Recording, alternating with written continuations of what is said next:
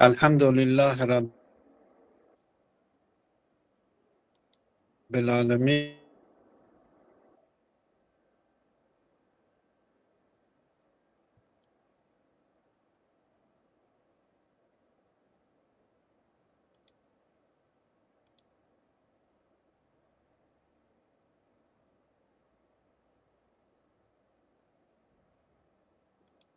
Seyda sesi gelmiyor.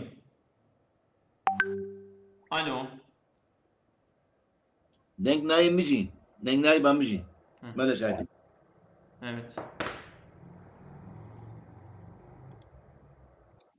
Euzu billahi mineşşeytanirracim. Bismillahirrahmanirrahim.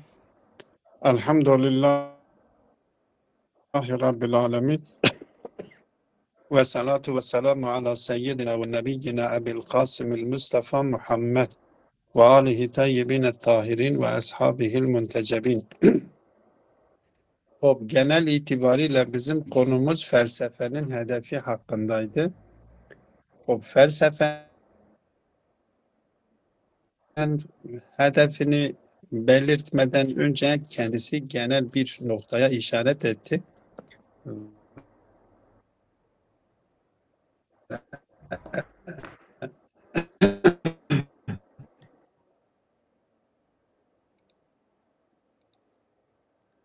İşaret etmiş Seydam senin mikrofonun zayıftır, kesiliyor.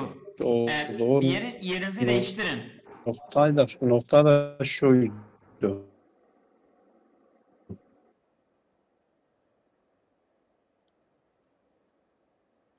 Alo. Bütün bilimlerde Euzu billahi mineşşeytanirracim. Bismillahirrahmanirrahim. Elhamdülillahi Rabbil alemin. Ve salatu ve selamu ala seyyidina ve nebiyyina Ebil Kasımil Mustafa Muhammed ve alihi tayyibine tahirin ve ashabihil muntecebin. Bizim konumuz felsefenin hedefi hakkındaydı. Genel itibarıyla felsefenin hedefi hakkında konuşurken bir genel noktaya işaret etmişti musannif. O işaret etmiş olduğu nokta şuydu. Bütün ilimlerde muhakkak bir hedef söz konusudur. Ancak hedefler iki merhalede de değerlendirilebiliyor. Birinci merhalede hedefi karib, ikinci merhalede de hedefi nihai. Hedefi karib nedir felsefede? Normalde her ilim kendisi o ilimdeki konu edilecek meseleler hakkında bilgi sahibi olmaktır. Bütün bilimlerdeki bu hedefi karib söz konusudur. Hedefi karib söz konusudur. Felsefede de bu hedefi karib dediğimiz bu yakın hedef söz konusudur. Her insan kendisindeki olan eksikliği, kendisinde olan cehaleti gidermek istiyor ve o bilgi edinme bu duygusunu bütün insanlarda söz konusudur. Bilgi edinme duygusunu bir anlamda duyurmak peşindedir. Bu bütün ilimlerdeki yakın hedeftir. Ancak felsefenin nihai hedef ise insanı kemala ulaştırmaktır. O nihai kemal da ben söylemiştim. Daha önceki derslerde de işaret etmiştim. Kemalden maksadın ne olduğunu onu da açıklamak gerekiyor ki her ne kadar bu kitapta kendisinden biraz bahsediliyor ise de ama o istediğimiz anlamda bir açıklama getirmiyor. Önceki derste ben biraz geniş bir şekilde açıklamaya çalışmıştım. Ki söylemiştim ki asıl kemal nedir? İnsanın kendisindeki olan eksiklikleri gidermektir.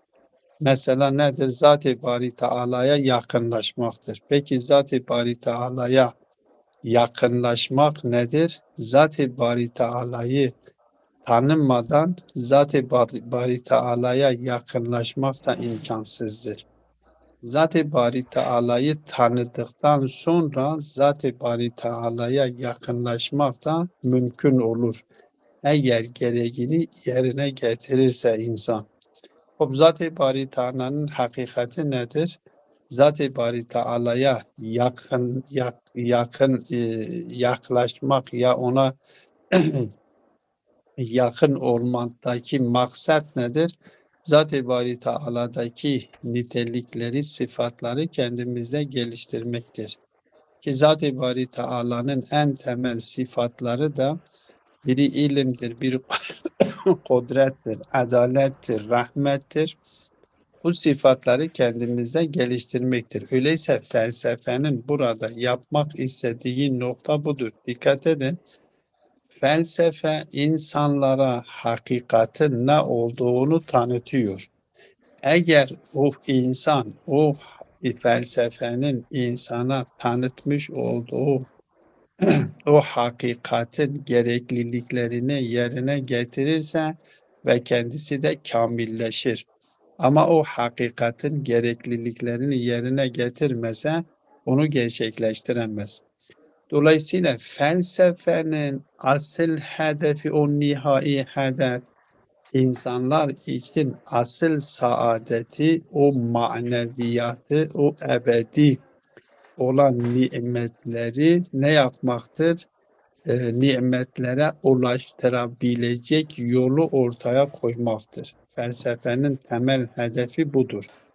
Ve bu insanın temel o ebedi saadet, ebedi mutluluk'a ulaşmak için de doğal olarak varlıkları, hakikatleri olduğu şekilde tanımakla mümkün olduğu için felsefenin en temel hedefi var olan hakikatleri hakikat olduğu şekliyle seni onlarla tanıştırmaktır.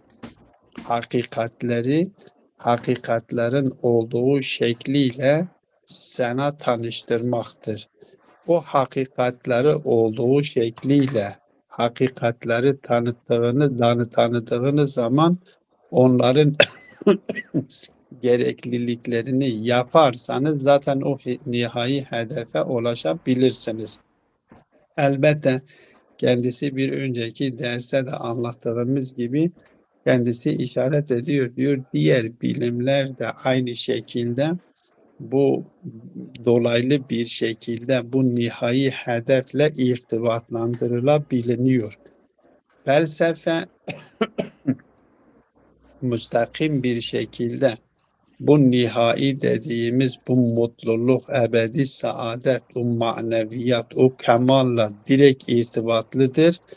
Diğer ilimler de felsefe vasıtasıyla bir şekilde insanları o hakikatle tanıştırıyor. Öyleyse felsefenin asıl hedefi şimdiye kadar bu okuduğumuz bölümde açıklamış olduğu şey budur. Felsefe insanları hakikat ile tanıştırır ve eğer insan o hakikatin gerektiği gibi, elbette bunu ben izafe ediyorum, hakikatin gerektiği gibi hayatını tanzim eder, yaşamını ona göre şekillendirirse insanın kendisi de kamilleşir. Bu felsefenin icabi ve olumlu yönüydü. Olumlu olan hedefidir. Bir diğer yönüyle de felsefenin hedefi değerlendiriliyor. Burada bu diğer yönünü bugün şimdi burada işaret ediyor. Diyor inne alaveten evet ve ilaveten ala haza فإن الفلسفة تقدم عونا عظيما لطرد الوساوس الشيطانية ورد المذاهب المادية والملحدة. O felsefenin bir olumlu, icabi olan vazifesi ki söylemişti ki insanları o hakikat ile tanıştırıyor ve insan için o ebedi mutluluğu, o ebedi saadı öneriyor ve kendisi için ortaya koyuyor. Ama bunun yanı sıra bu bağlamda şeytan tarafından insanlara yapılmış olan vesveseleri de insandan uzaklaştırıyor ve uzaklaştırma yöntemi de insanın kabul etmesi gereken o hakikatları kesin delillere bina ederek ve onu kesin delillerle ispatladığı zaman doğal olarak şeytanın yapacağı vesveseler artık onu o hakikatten uzaklaştıramıyor diyor. İlaveten ala hâzâ فإن الفلسفة تقدم عونا عظيما لطرد الوساوس الشيطانية ورد المذاهب المادية والملحدة. Şeytanın bütün vesveselerini tard etmek için size yardım ediyor. Büyük bir yardım gerçekleştiriyor ve o mulhid inkarcı olan materyalizm düşünceleri de reddediyor. Ve tasunul insana minel inhirafi fit tefkiri ve elvani zileli ve düşünmekte de insanları inhiraftan ve insanın ayaklarının kaymalarından da bir şekilde insanı güvence altına alır ve onları o şekilde o şeylerden, o inhiraflardan da koruyor. Ve tusellihuhu fi meydani sira'il akaidiyyi bi silahin la yenhazim. Ve insanları öyle bir şekilde özellikle düşünce merhalesinde, özellikle fikir merhalesinde, inançsal merhalelerde insanları öyle güçlendiriyor ki, öyle bir silahlandırıyor ki o silahların yenilmesi imkansızdır. Yani insanlara kabul etmiş olduğu o inançlarını, o temel ilkelerini öyle delillere dayandırıyor ki o delillerin delil olmaktan çıkartılması ve o delillerin yenilmesi imkansız oluyor. Ve tuzavviduhu bi kudreti difai anir ru'a vel itticahati sahihati vel hucumi alel efkaril batilleti ve gayri selimeti. Ve insanı o sahih olmayan, o batıl olan şeylerden, düşüncelerden, batıl düşüncelerden insana hücum edecek o batıl, gayr sahih olmayan yönlere karşı da insanı bir şekilde bir güç ile güçlendiriyor ki o kendisine hücum edecek o batıl fikirlerin karşısında kendisini savunabilecek bir duruma getiriyor. Demek ki felsefe iki yönlüdür. Felsefenin temel hedefi iki yönlüdür. Biri icabidir, bir de bir anlamda selvidir. İcabi olan insanlar için o ahiretteki o maneviyatı insanların ileride karşılaşacağı o ahiretteki durumu tespit ediyor. Elbette bunu Kur'an-ı Kerim'den, rivayetlerden yardım alarak, çünkü ahiretin ispatlanması ayrıdır ama ahiretteki karşılaşacağı durum ayrıdır. Felsefe genel anlamda hem bir taraftan Zat-ı Bari Teala'nın varlığını ispatlıyor ve insanın gelecekte neyle karşılaşacağını, bunu kendisi delillerle ortaya koyuyor. Bir taraftan bunu güçlendirirken, bunları ortaya koyup da bunu ispatlamaya çalışırken, diğer taraftan da insana öyle bir kudret, bir güç kazandırıyor ki ona bu kabul etmiş olduğu dünya görüşü karşısında gelecek bütün işgallere karşı, bütün şüphelere karşı kendisini koruyabilecek nitelikte onu güçlendirebiliyor. Hocam Dolayısıyla o hücumi neye atfedelim hocam? Onu ben tam ve tuzavviduhu بقدرة تسل- الدفاع تسلحه في ميدان الصراع إلى قائده بسلاح لا ينهزم تمام. وتزوده بقدرة الدفاع عن الرؤى والاتجاهات الصحيحة. والاتجاهات الصحيحة. İşte o بله. hücumi onu neye atfeder hocam? O والهجوم على الأفكار. ve tuzevviduhu bil hücumi. Yani kudrete mi? وتزوده بالهجوم. Yani iki şey mi anlayalım? Evet. Bir, Aynen. الدفاع وتزوده بقدرة الدفاع yani وتزوده difaa ediyor بالهجوم. anil ru'a ve sahiha. Bir de Evet, evet. tuzevviduhu bil والهجوم على hücumi. الأفكار Tamam. الباطلة وغير السليمة. Tamam şimdi oldu. Tamam. Oraya atfedebiliyoruz. Atfedil. سيدام Yani, şöyle efendim. وتزوده بقدرة الدفاع وتزوده بقدرة الهجوم. O difağa atfetsek daha güzel değil mi? وتزوده بقدرة الدفاع وتزوده بقدرة الهجوم. O daha uygun. Selam Asay. Değil mi hocam? Tamam. Fark ki aynı. Koşa. Yani aynı şeye gidiyor ama Doğru. kudretten sonra Daha güzel. getirilmesi Daha daha güzel. uygundur. Evet tamam. Tabii. Benim derdim iki şey olması. Tamam. Öyle. Aynen. O kudretten sonra getirilmesi daha Tabii. uygundur. Tamam. Daha uygun. تزوده بقدرة الهجوم على الأفكار الباطلة وغير السليمة. وبناء على هذا فإن للفلسفة علاوة على دورها الإيجابي البناء الذي لا نظير له دورا هجوميا أيضا لا بديل له. Yani kendisi icabi bir konuma, boyuta sahip olduğu gibi kendisi için bir tane hücumi, yani o selbi, o batıl olanları def edecek nitelikte bir konumda, bir kudrette insana kazandırabilecek niteliktedir. وَلَهَا تَأْثِيرٌ ضَخْمٌ فِي مَجَالِ نَشْرِ الثَّقَافَةِ الْإِسْلَامِيَّةِ وَتَحْطِيمِ الثَّقَافَاتِ اللا-İslamiyeti.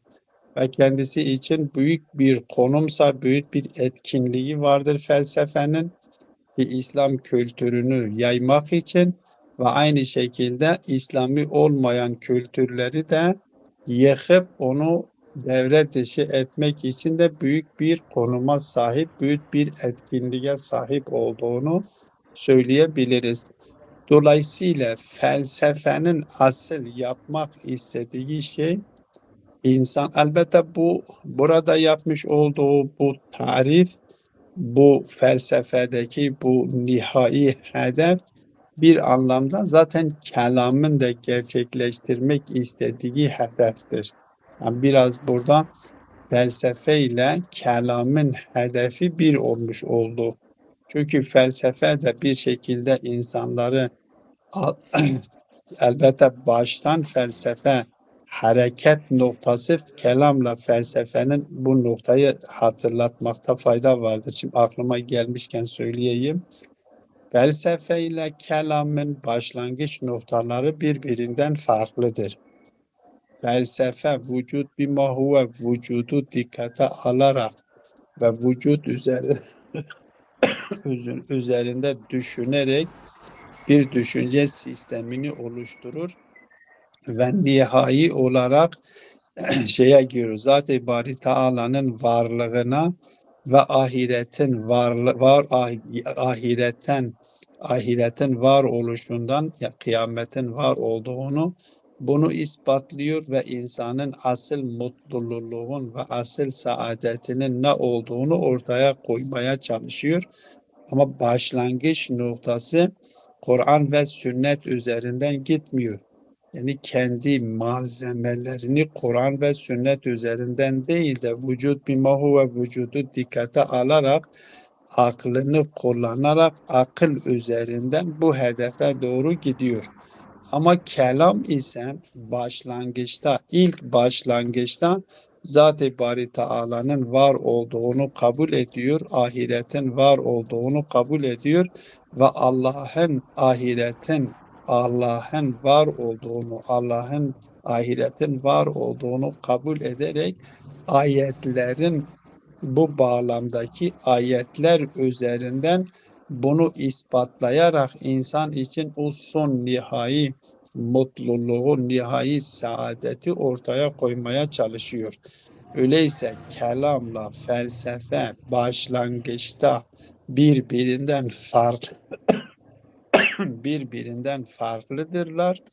Ama sonuç itibariyle nihai hedef noktasında bunlar birleşiyorlar. Ancak burada kelamla felsefe arasında bir mukayese yapılması gerekiyor ki felsefenin dikkate almış olduğu yöntem mi daha güçlüdür, yoksa kelamcıların almış olduğu yöntem mi daha güçlüdür? Bu birbiriyle mukayese edilmesi gerekir. İkinci bir nokta, felsefecilerin bu bağlamda ortaya koymuş oldukları delilleri mi daha güçlü, yoksa kelamcıların ortaya koymuş oldukları deliller mi daha güçlüdür? Bunlar birbiriyle mukayese edip o mukayeseden sonra insan kazavet edebiliyor. Ki kanatımca felsefenin ortaya koymuş olduğu deliller daha güçlüdür ve felsefenin dikkate almış olduğu yöntem daha önemlidir, daha kapsamlıdır. Kelamcılarınki biraz daha dar kapsamda kalıyor. Ama her halükarda bu değerlendirilebilir. Bu ikisi birbiriyle mukayese edilip değerlendirebilir. Kelamcılar diyorlar ki bizim yöntemimiz güçlüdür. Bizim yöntemimiz daha doğrudur.